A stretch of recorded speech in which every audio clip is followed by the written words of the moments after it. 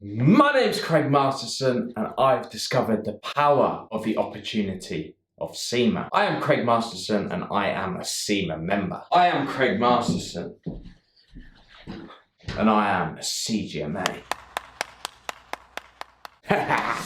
So having a bit of fun, I've got my CIMA interview tomorrow and I'm just going through a few of my power statements which I have been given prior to the interview.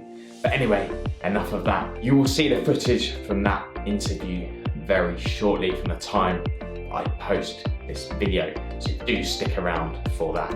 So we're just going to run through 6 things that I wish I'd known before I started CIMA that I think will benefit you. So stick around and watch this video. Let's go. Hello, welcome back to my channel. My name is CRAIGO, fully qualified chartered management accountant. And as I said in this video today, we are going to be running through a list of 6 things that I wish I knew before starting to study towards my CIMA qualification. While you are here, if you are new to this channel, then please do make sure you subscribe, hit the bell button, like this video, help a brother out with the YouTube algorithm. And if you haven't already done so, then I will have some Studying and Discord links down in the comments below. Appreciate if you do use those links, support the channel, and it will help me to provide better value with you. But now we are going to go ahead with the first of the 6 things that I wish I'd known before starting my CIMA qualification, and that is to allow yourself more time with your first couple of exams. Now I recall back to when I was studying for my first couple of exams, and I didn't really know the crack. I didn't really know how much time I'd need. I read the CIMA guidance, which is 10 to 12 weeks, but is this too long? It seemed like a long time. Well, if I was you on the first couple of exams, give yourself more time. So for me, I did actually study each exam in 6 to 7 weeks, but give yourself the 8th, the 9th, the 10th, even the 12th week in line with CIMA guidance, because you don't want to be putting too much stress on your own back. You want to give yourself the best opportunity for you to pass that exam. And the less stress you have, the more opportunity you're going to perform well. So give yourself more time with your first couple of exams. Don't put the pressure on and just go in there when you're ready to smash your exams. And the second of my top tips, the things that you didn't know, is that the BPP revision material and mock exams are harder than the Kaplan counterparts. And I found this out myself through studying Kaplan and BPP.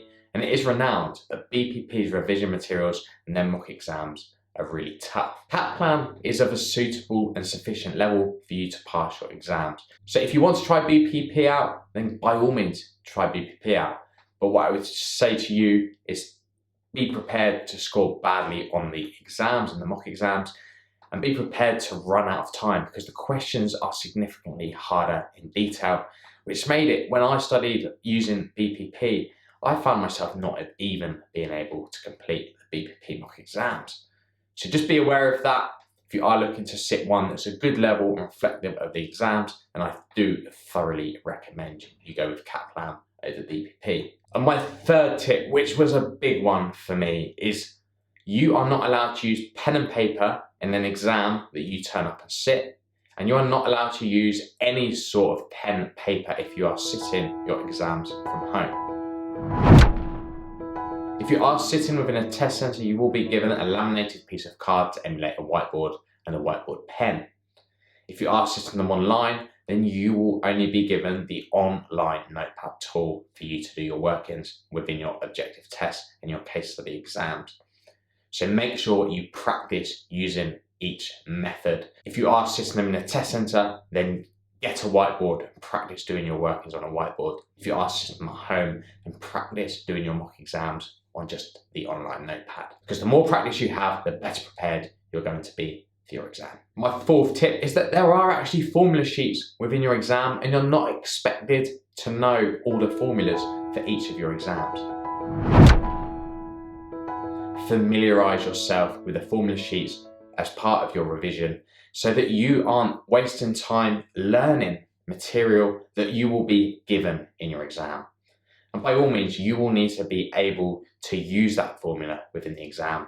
But sometimes the hardest part of any calculation is just to remember the formula in the first place. So familiarise yourself, make sure you know the formulas, and save yourself some additional revision.